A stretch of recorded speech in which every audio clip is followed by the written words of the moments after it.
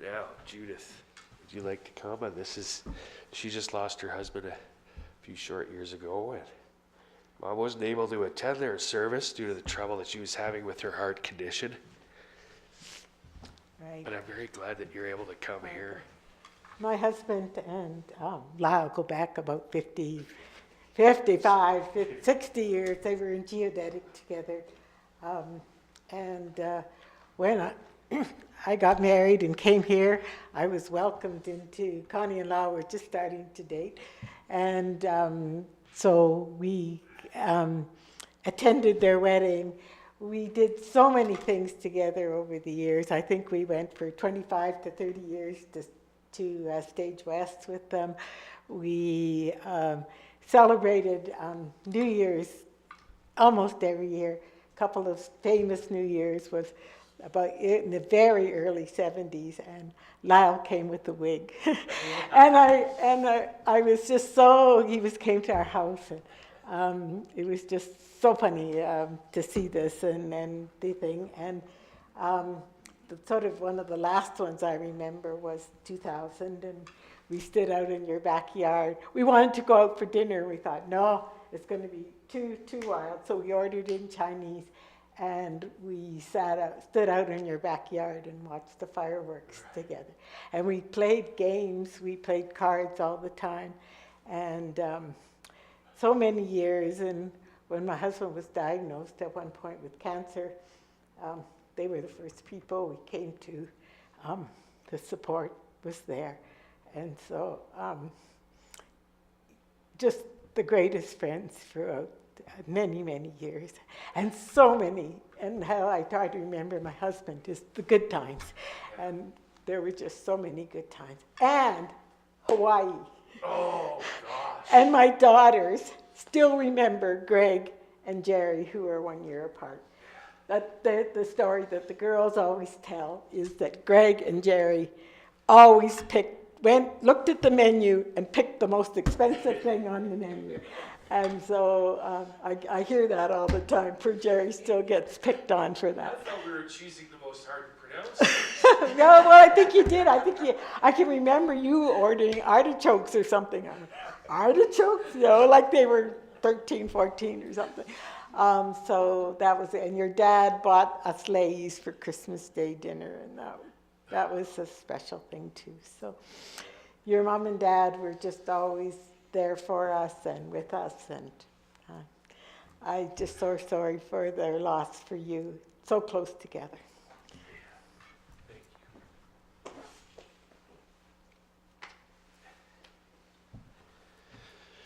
you. Okay. Would you like to? Excellent. Our neighbors, our current neighbors. Oh, absolutely. Okay. I'm pretty sure there isn't another funeral knocking at the door. Oh, that's okay. I'm Lorraine Anderson. My husband is Eric Anderson. We've been neighbors for 30 years. I'm glad you could come. Yeah. All weekend long when I was cleaning the yard, I'd look over there and Connie's rose is still blooming. Like, I'm still here. We're still here. And so it was great comfort to me. And every spring, her lilacs would come up, that lovely smell. Because I didn't have any left. Our tree died, but hers didn't. So it's always a reminder that they're here. Lyle was a stubborn, outspoken man, but he also had a great sense of humor. I want to tell a little story on him. One time when Connie was out of town, probably on a travel, her dog got loose, and the dog didn't like Lyle. So Lyle couldn't call the dog and say, come. So poor Lyle was going all over the neighborhood, running and looking for this darn dog. He'd see it, and he'd dash off. Then there was this very short lady with a very pink bike. And she said, do you want to borrow my bike? Well, he said yes. So he's going all over the neighborhood with this bike, and every time I saw him, I just wanted to laugh. But I didn't. The next day or the next few days I saw him and we were discussing, well, how was the day? I said, oh, it's pretty nice weather, a good day.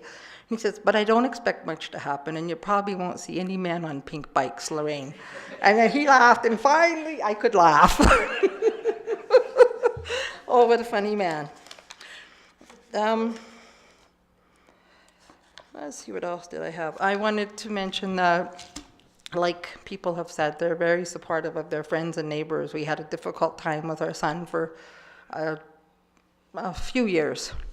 And when I was worried about him, I would call from work and I'd say, Connie or Lyle, whoever answered the phone, can you go check and see if you need some sugar, right? And they'd say, okay, we'll go over and check on him. And they were so faithful. They would check on him. He'd answer the door. He was fine. They would call back and say, he's good. Don't worry. Stay at work. Yeah. And it allowed me to still have my life while we were in this difficult time with our son. So I'm always grateful for that. Other than that, I just say that they were wonderful and will probably still enjoy their backyard. Yeah, I think so too.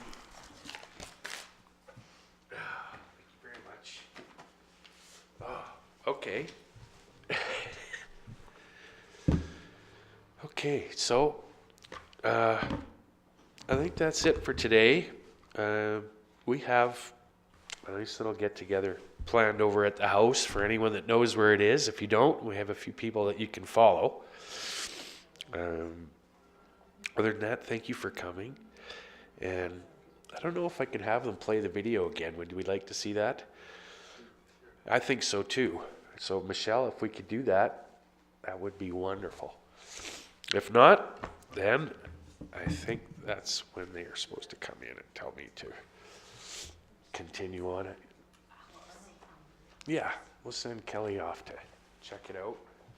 You know, that little doggy is featured, and so are Jack and, well, Jack, not Carol.